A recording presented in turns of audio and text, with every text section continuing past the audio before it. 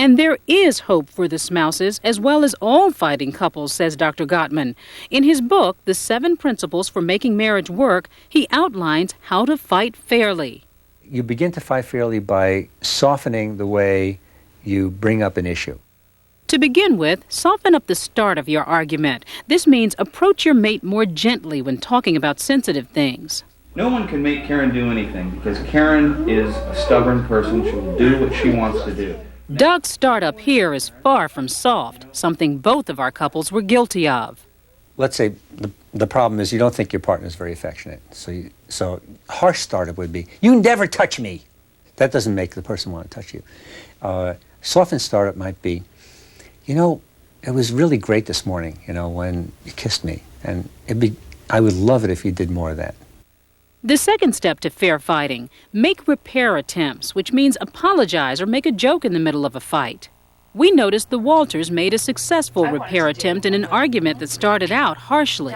Martin de-escalates the tension with humor. And I open the laundry, the washing machine, and it's full of dirty clothes. Dirty clothes. Yeah. Dirty clothes. My goodness.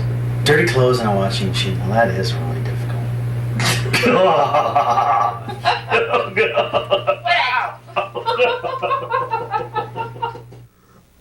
Now, was that handled well? Did they repair their argument? That was great. That was perfect. They laughed at themselves. So in the middle of getting... And then there was affection. Yeah, terrific. The third step to fair fighting, self-soothe. In the heat of an argument, just take a break or several deep breaths. Doing the dishes means doing the dishes. Doesn't mean doing pots and pans. Yes, it does. No. This advice was especially important for the Walters. Remember, their heart rates were shooting north of 100 beats a minute during fights. That other pan isn't mine. Then throw it away, because I'm not going to look at it for a week. Just throw it away. And you're not going to wash it. Throw it away. And you're not going to wash You really it. need to calm down, take a walk around the block, and come back together again when you feel calm. And the final step, learn to accept your partner's faults and compromise. Compromise is not about giving in and yielding for the sake of peace and quiet. It's really a creative process of making something new that's never existed before. Dr. Gottman advised both couples that most of their problems would not go away. In fact, he says only 1 out of 3 marital conflicts is solvable. The rest are what he calls perpetual problems, those same old arguments which keep cropping up over and over again, which is why he says couples should learn how to fight in ways that will not destroy their marriages. Armed with his prescription for fair fighting, both our couples headed home to put Gottman's advice into practice. I like the lamp you got. Yeah, thanks. It's really fun. You're welcome. We checked in a month later. Things were going very well for the Walters. And then I just hit pulse. They'd gotten pulse meters to monitor their heart rates and said they'd been helpful in telling them when to calm down. They became a little bit of a referee, like, oh, my pulse is going up. Careful what you say. Yeah, oh, 92.